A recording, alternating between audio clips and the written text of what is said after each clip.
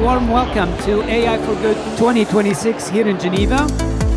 If we want all young people to take advantage of the opportunities that AI technologies afford, we need to engage seriously with these unanswered questions, and we need to design technology and learning experience with and not for young people and their teachers.